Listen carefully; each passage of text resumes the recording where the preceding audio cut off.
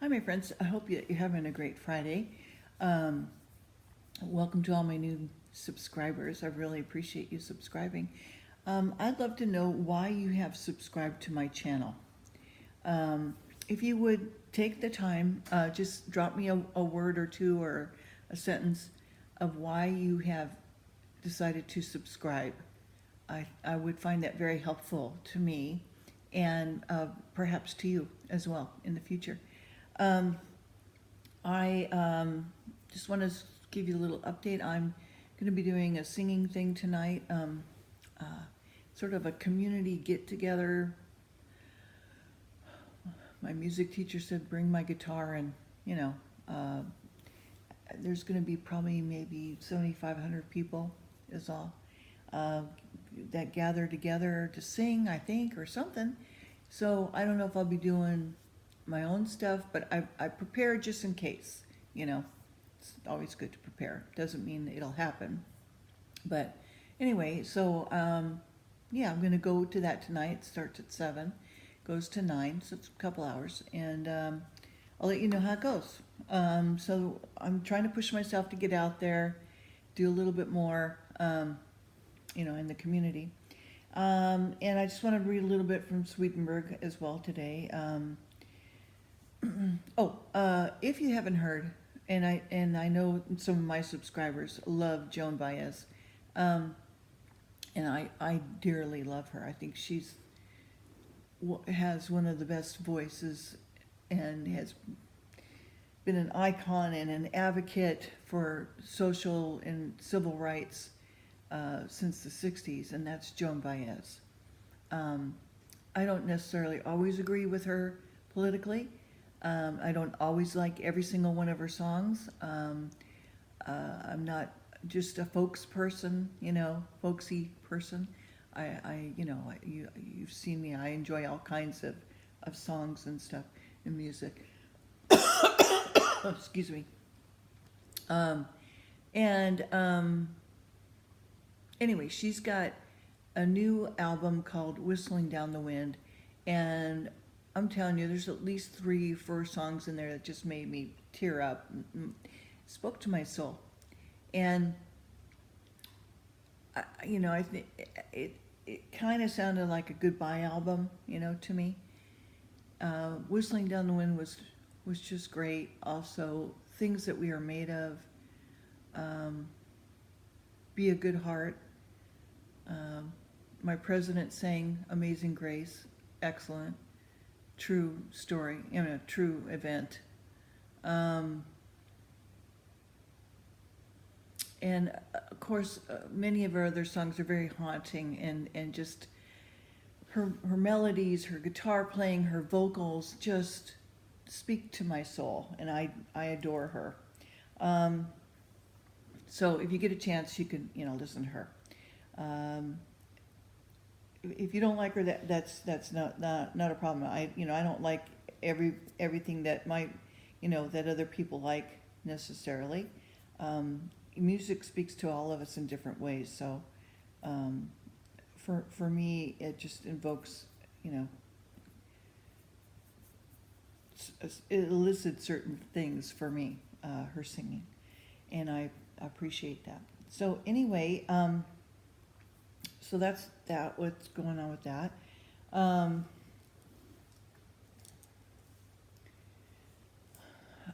Let's see. Okay, we stopped at page 37, I believe, of Swedenborg. So I'm going to just get right into it. We may also gather from what is meant by our book of life mentioned in the word, which Swedenborg calls the word. When he says that, he's talking about the Bible, okay? And I often will say, in the Word, it is a fact that all our deeds and all of our thoughts are written on our own whole person, and seems as though they are read from a book when they are called out of our memory. They appear in a kind of image when our spirit is looked at in heaven's light.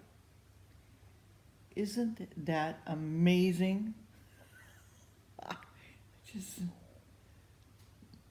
okay. So, I should like to add to this something noteworthy about the memory that we keep after death. Something that convinced me that not just the general contents, but even the smallest details that have entered our memory do last and are never erased. I saw some books written in them like earthly writings and was told that they had come from memories of the people who had written them. Not a single word was missing that had been in the book that had been written in the world. And I also was told that the last detail could be retrieved from the memory of someone else, even things the person had forgotten in the world. The reason that this was explained is as well, namely that we have an outer and an inner memory. The outer proper to our natural person, and the inner proper to our spiritual person. The details of what we have thought, intended, and said and done, even what we had heard and seen, are inscribed in our inner or spiritual memory, and there's no way to erase anything there. Our inner memory are the true things that have become matters of our faith, and good things that have become matters of our love. Faith and love, okay? Since everything is written at once on our spirit itself and on the members of our body as noted above, this means that our spirit is formed in accord with what we have thought and what we have done intentionally. I know these things seem paradoxical and hard to believe, but they are true nevertheless. Let no one believe then that there is anything we have thought or done in secret that will remain hidden after death. Believe rather that absolutely everything will come out in the broad daylight. Do not want that to happen.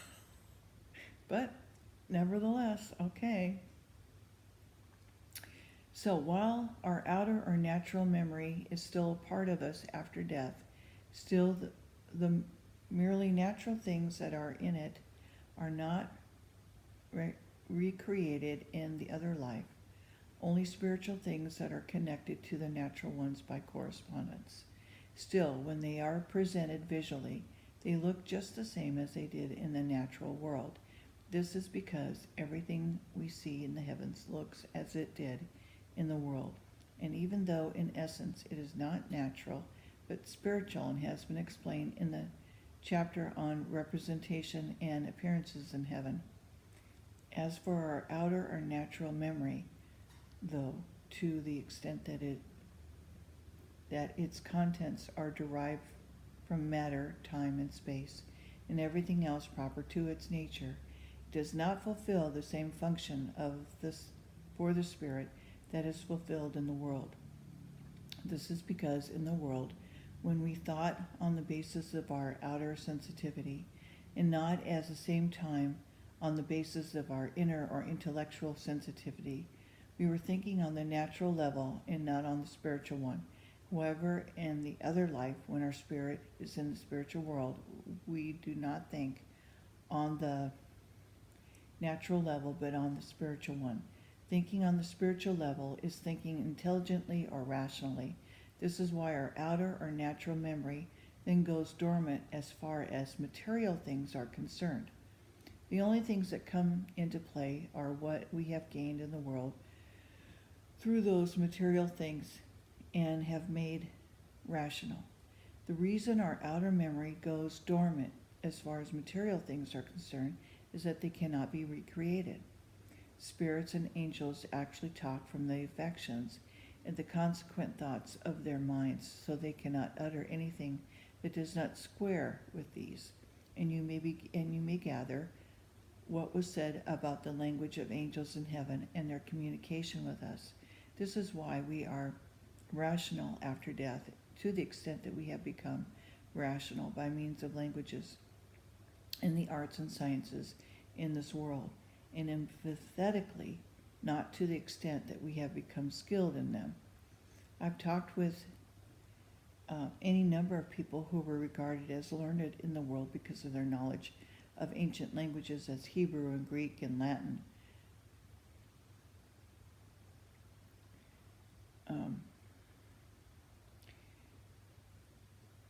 Okay.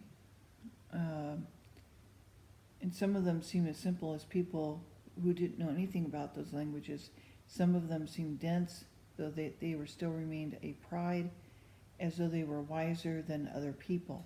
And I've talked with some people who believed in the world that wisdom depends on how much we have in our memory, and who had therefore filled their memories to bursting. They had talked almost exclusively from these items, which meant that they were not talking for themselves but for others, and they had not developed any rational function by means of these matters of memory.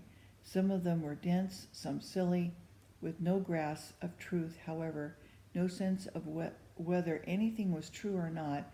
They seized on every false notion sold as true by people who called themselves scholars. They were actually incapable of seeing anything as it actually was, whether it was true or not. They could not see anything rationally when they listened to others. Okay, I'm going to stop there. I hope that you have a blessed day, and I hope that your weekend is filled with love and friends and family. Do drop me a line. Let me know why you've subscribed to my channel. If you're more interested in the music, or you like the readings, or whatever it may be. Okay, thank you so much. Love you guys. Bye-bye.